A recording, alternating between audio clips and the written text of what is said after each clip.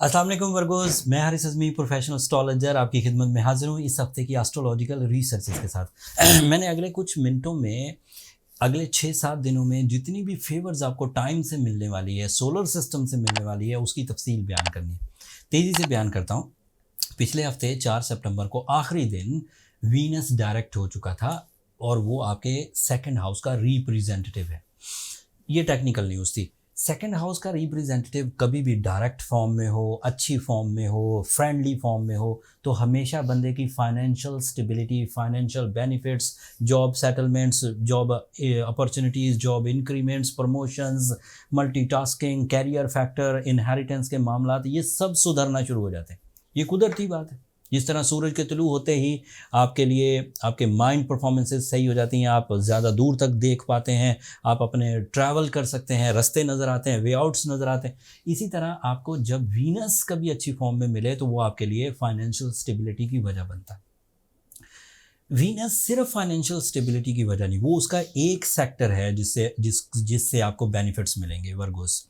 But उसके दीगर sector सुने। Venus is direct from 4 September and वो आपके लिए रोमांस का प्लैनेट है, इमोशनल अटैचमेंट्स का, लव लाइफ का एंड लाइफ कमिटमेंट्स का, प्लेजर्स का, अटैचमेंट, ब्यूटी लविंग नेचर, खाना पीना, सुबह शाम, ये सब अच्छा लगने लगेगा। इससे बहुत रिलीफ मिलेगा आपके रूलिंग प्लैनेट की रेट्रोग्रेड। मरकरी इस वक्त रेट्रोग्रेड, ये उसका आखिरी हफ्ता है रेट्रोग्रेशन का वर्गोस। अगले हफ्ते उसने भी डायरेक्ट हो जाना है, लेकिन इस हफ्ते तक वीनस की रिकवरी या वीनस का फ्यूल आपके जख्मों पे मरहम रखेगा। आपके अंदर से बुज़दिली ख़त्म होगी, आप ज़्यादा फोकस होकर काम कर सकेंगे, आप ज़्यादा प्योरीफाई हो सकेंगे, आप ज़्यादा परफेक्शनिस्ट हो सकेंगे। आपके अंदर कुदरती तौर पर कामयाब मंसूबा साजी के जो प्लानिंग हो रही थी, मंसूबे बन रहे थे, वो सेट फिनिश लाइन की तरफ जाएंगे, सेटल डाउन होंगे। और खबरें सुनिए। आपका सूरज आपके लिए फर्स्ट एंगल पर, दिस इज़ आइडियल। सन अगर फर्स्ट एंगल पर हो तो जो आपकी नेचुरल एबिलिटीज़ हैं, आप अगर बहुत जीनियस हैं, बहुत कम्युनिकेटिव हैं, बहुत एक्सप्लेन अच्छा करना जानते हैं, एंड मरकरी की वजह से कर नहीं पा रहे थे, रेट्रोग्रेशन की वजह से आपका पब्लिक इमेज डाउन हो रहा था, आपकी एक्सप्लेनेशन फ्लॉप हो रही थी, आपकी डॉक्यूमेंटेशन को लोग रद्द कर रहे थे, आपके साथ लोगों के रवैये कमज़ोर थे, तो सूरज के फर्स्ट एंगल जो कि पिछले कुछ हफ्तों से आपके फर्स्ट एंगल पर चल रहा है, उसकी वजह से आपकी natural flow, natural talent, maturity, संजीदगी, वो आपकी परफेक्ट फॉर्म में आ जाएगी। इन दो सहूलतों के बाद ही बंदा बड़ी कामयाबियां हासिल कर सकता है। अपने मिशन के साथ दिलचस्पी, अपने अंदर कॉन्फिडेंस, अट्रैक्शन लेवल, रिलेशनशिप, तो इतनी बड़ी कामयाबियां तो यहीं से मिल गई। लेकिन एक और फेवर भी आपके पास मुयस्सर है मार्स के एवज। मार्स आपके सेकंड एंगल पर है और वो आपकी फैमिली लाइफ को बहुत सपोर्ट करेगा, आपके अंदर करेज पैदा करेगा, फाइटिंग स्पिरिट पैदा करेगा, ऐसा पैशन क्रिएट करेगा जो आपके अंदर जदीदियत लेकर आएगा, जो आपके अंदर नए वे आउट्स लाएगा, जो आपकी पर्सनालिटी डेवलपमेंट की तरफ लेकर जाएगा, एंड आपका रोब या दबदबा या डोमिनेटिंग स्किल्स इन्हेंस होंगे। इन 3 प्लैनेट्स की फेवर के बाद ये 6-7 दिन आपके लिए अच्छे खासे मौजू रहने वाले। कुछ चीज़ें थोड़ी कमज़ोर साइड पर भी हैं, उसकी वजह से कुछ सेक्टर आपके वीक होंगे। जैसे आपका रूलिंग प्लैनेट अगर वीक हो तो उसकी वजह से कुछ कॉम्प्लिकेशंस आती हैं, सेंसिटिविटी टाइप की, डिज़ास्टर टाइप की नहीं, तबाही नहीं लाएंगी, कुछ सेंसिटिविटी आएंगी। किसी ने कोई कुछ सख्त बात बोल दी तो सारा दिन उसको सोचते रहेंगे। कोई ऐसा फैसला जिसमें हाई रिस्क टेकिंग हो, आपको उस फैसला करने में थोड़ी प्रॉब्लम आ सकती है। ऐसी प्रॉब्लम्स भी आएंगी कि अगर आपसे कोई ज़्यादा ताकतवर हायर वन एज में या अथॉरिटी में, तो आपको अपना कम्युनिकेशन स्किल फ्लॉप होता हुआ नज़र आएगा, आप अच्छा कम्युनिकेट नहीं कर पाएंगे। चेंज आएगा, सूरज आपको सपोर्ट कर रहा होगा, लेकिन फिर भी कहीं कहीं कोई वर्गो, स्पेशली फीमेल साइड, ट्रबल में जा सकती। एक और थोड़ी छोटी एंड थोड़ी अजीब खबर आपके लिए। जुपिटर आपके 9th एंगल पर था। That is the planet for higher education, that is the planet of golden luck, that is the planet of your comfort of life, that is the planet of sales and purchasing, that is the planet of high profit gains. वो अब retrograde है पिछले हफ्ते से।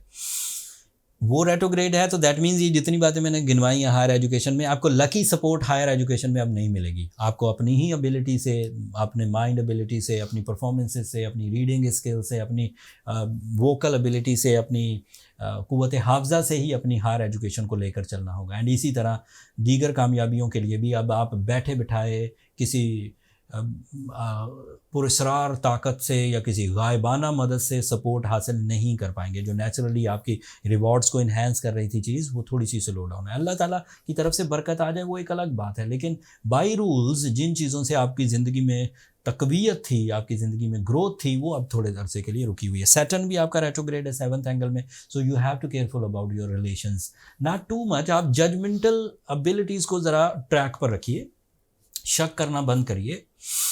अपने companionship में, relationship के लोगों से, कपल परफॉर्मेंसेस में ज़्यादा शक्की मत होइए। सैटर्न रेट्रोग्रेशन आपको शक में मुब्तला कर सकती है। सैटर्न की रेट्रोग्रेशन आपको किसी हद तक एवं खाम खा तफसीलात की तलबी, आपके अंदर ज़्यादा इन्फॉर्मेशन दो, ऐसा क्यों हुआ था, ऐसा क्या किया, ऐसा क्या क्यों, प्लान क्या है तुम्हारा, ये सम सॉर्ट ऑफ ये भी हार्श रवैये जो हैं ये भी तंग करेंगे। ये सैटर्न की रेट्रोग्रेशन से हो रहा है। इससे हाउस वाइफ्स के लिए थोड़ी प्रॉब्लम हो सकती है, घर में थोड़ी अनफ्रैंकनेस, थोड़ी, लेकिन ये सब चीज़ें आप मैनेज कर सकते। इनमें से कोई भी अभी चीज़ ऐसी नहीं है जिसका क्योर मौजूद ना हो, जिसको हम ट्रीट ना कर सकते हो, जिसको हम ला इलाज करार दें, ऐसा कुछ नहीं है। सब चीज़ें काबिल इलाज हैं। अगर आप सूरज की सपोर्ट से ही अपने अंदर ब्रेवरी क्रिएट करें, वीनस की सपोर्ट से मोहब्बत के इजहार में अच्छे अल्फाज और बेहतरीन सिंसियरिटी, स्पिरिचुअल अटेंशंस क्रिएट करें तो अच्छी बात है। एंड साथ में मार्स की वजह से अपनी दीगर तालीमी सरगर्मियाँ, दीगर काम आप पूरे कर लें तो अच्छी बात है। ज़रूरत ही नहीं किसी तरह की रेमेडी परफॉर्म करने की। मतलब 3 प्लैनेट आपको भरपूर अंदाज से सपोर्ट कर रहे हैं and you will be okay. And अगले हफ्ते से मरकरी भी डायरेक्ट हो जाएगा, वो ज़्यादा सपोर्टिव हो जाएगा। लेकिन अगर आपको लगे कि तबीयत में रुझान जो है वो शिकायतों वाला बढ़ रहा है, फितरत में ड्राइनेस आ रही है, मोहब्बतों के इजहार करने में प्रॉब्लम्स आती, मोहब्बत को दिल ही नहीं करता, खाना पीना अच्छा नहीं लग रहा, पहनना ओढ़ना अच्छा नहीं लग रहा, अल्लाह ताला की नेमतों से मुस्तफ़ीद होने के बावजूद शुक्रगुजारी को दिल नहीं कर रहा, तो that means you are in trouble. उसको ओवरकम करने के लिए जो एवरेज रेमेडी है वो है सूरह शम्स 5 times in a day. And as a Virgo ruby पहनना, येलो सफ़ायर पहनना या ओपल, फायर ओपल पहनना, ये आपके लिए मुफीद होगा। इसके थ्रू ऐसी फ्रेंडली रेडिएशंस, ऐसे काउंटर डोर्स, ऐसे आर्टिफिशियल फ्यूल्स मिल जाएंगे जो एज अ कैटलिस्ट यूज़ होकर आपकी जो स्लो हुई केमिस्ट्री है या स्लो परफॉर्मेंसेज हैं उन्हें थोड़ा सा बूस्ट अप कर देंगे। And again you are on track with the momentum of successes, with the high speed, with long lasting plans and with courage and peace of mind।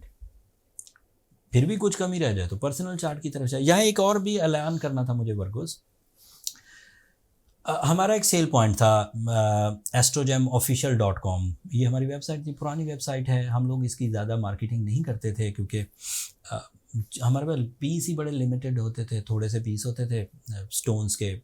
अगर Sri Lankan sapphire हैं तो 2-4 piece, African sapphire हैं तो भी थोड़े से पीस होते थे, अगर ऑस्ट्रेलियन ओपल हैं तो थोड़े से, बर्मी रूबीज़ हैं तो थोड़े से। तो हम उसको मार्केट नहीं करते थे, सिर्फ अपने पेशेंट्स को ही प्रिस्क्राइब करते थे कि आपको वहाँ से बाय कर लेना चाहिए। बट हमने देखा, हमारी टीम ने ऑब्ज़र्व किया, मैं तो अपने कामों में फंसा रहता, हमारी जो टीम थी सेल्स की, उसने ये ऑब्ज़र्व किया कि there is lot of problem online. बहुत सारे ऐसे स्टोर्स हैं जो फेक स्टोन सेल करते हैं, सिंथेटिक होते हैं, ग्लास फिनिश होते हैं, एंड वो ट्रीटमेंट के काम नहीं आते, लेकिन ज़्यादातर लोग उधर जाकर बाइंग करते हैं एंड ब्लेम हम पर आ जाता है कि हारिस भाई की प्रिस्क्रिप्शन से हमने लिया था और वहाँ से प्रॉब्लम आ गई।